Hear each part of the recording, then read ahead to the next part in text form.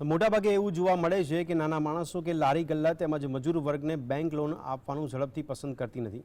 જો કે એક કોઓપરેટિવ બેંક દ્વારા ગત વર્ષે સારો નફો કર્યો હોવાથી નાના લોકોને વધુ માત્રામાં લોન આપવાનો નિર્ણય કર્યો છે.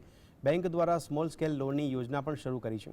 આ સાથે બેંક દ્વારા ફડચામાં જતી બેંકને મર્જ કરવામાં આવી છે. તેમ છતાં બેંકનું પરફોર્મન્સ સારું રહ્યું છે. તો બેંકની ગ્રોસ એનપીએ 3.22% છે. બેંકનો ચોખ્ખો નફો 384 કરોડ છે, જેને લઈને બેંકના કર્મચારીઓને 1 મહિનાનો પગાર બક્ષિસ તરીકે આપવાની જાહેરાત કરવામાં આવી છે.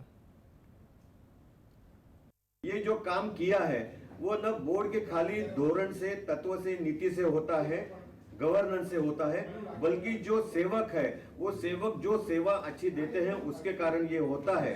ये समझते हुए, ये जानकारी रखते हुए बोर्ड ने ये तय किया है, फैसला किया है, डिक्लेयर किया है कि हमारे सेवकों को जो 2700 के आसपास के सेवक है उनको पूरी 1 महीने की सैलरी, पगार, तनख्वाह ये बख्शिश के स्वरूप में हमने डिक्लेयर कर दिया है।